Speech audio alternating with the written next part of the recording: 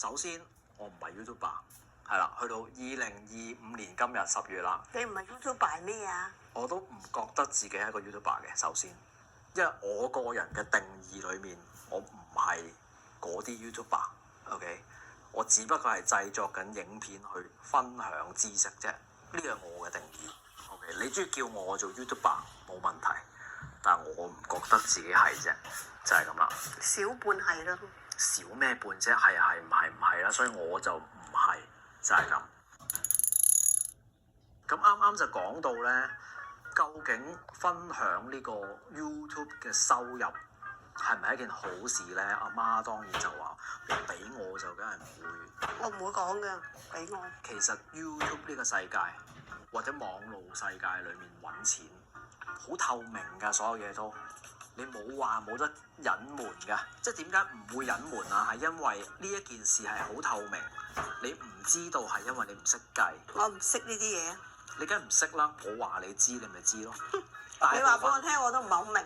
我今集咧會嘗試去解釋翻究竟 YouTube 世界裡面係點運作，同埋究竟即係一個不務正業嘅人，OK？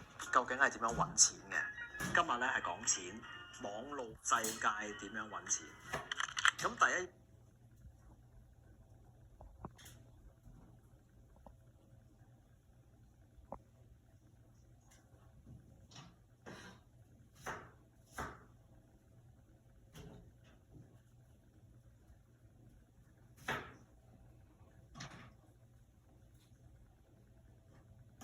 我諗大家入得嚟呢條片咧，都見到個題目係關於收入啊，咁當然最主要咧，今日呢條片咧，其中一個全年阿 Boris 啊喺2024年咧係揾咗75,485蚊，咁即係幾多錢個月啊？6,290蚊一個月，當然係養唔起自己啦，因為食咪夠食咯。食又點會夠食咧？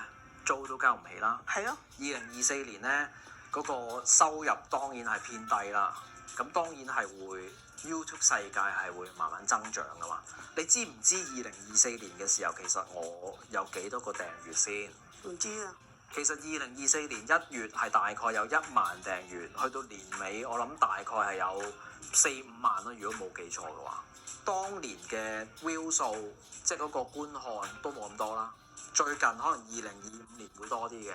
2025年如果我哋去到年尾再睇翻嘅話，係唔係真係仲係9,000蚊咧？係嘅，點解唔會俾你睇2025年？係因為2025年未完啊！我哋睇收入唔係講緊睇琴日有幾多錢，唔係睇緊呢個月有幾多錢，呢個禮拜有幾多錢。即係每年嘅總計。你應該要睇起碼半年或者1年去拉翻勻嘅，因為我覺得咧 YouTube 世界裡面亦都係有叫做 peak season 旺季或者係淡季。我發現咧，唔知11、12月咧係少啲人睇㗎，咁你咪揾少啲錢咯。點解啊？我點知點解啊？可能香港人去旅行咁樣咪唔睇片咯，可能係咁㗎。咁所以我哋係睇1年，然後除翻打翻勻，原來你嗰個月咁啱有條好爆嘅片，咁你咪會高收入咯。你出完啲片根本都冇人睇嘅，冇人想睇，咁你咪冇錢咯。儘管你可能用咗3、4、5、6日1個禮拜整一條片。冇人睇㗎啦，人哋理得你後邊做幾耐啫。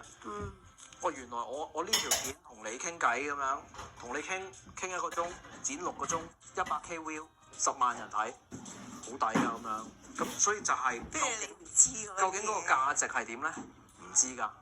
咁點解我會咁樂意俾大家睇下個數啊？呢件事係可以計到嘅，亦都有好多網站你可以揾到嘅。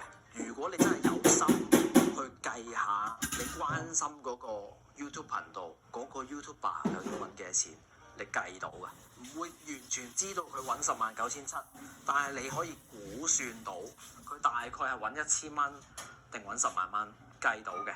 哦。所以點解我唔介意俾人睇？你自己都揾到嘅呢個數，只不過係你未必揾到個零頭。但係你大概會知道我揾8,000至1萬蚊美金，或者我係得1,000蚊美金，大概有個 range 嗰個範圍係會知嘅。即係依家話埋俾。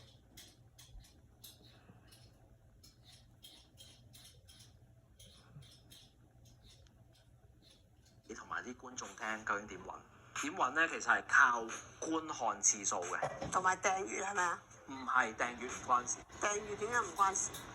訂閱係訂閱啫嘛，因為 YouTube 嗰個廣告咁但係佢上面幾多 K 訂閱唔係越多就越揾得多啊？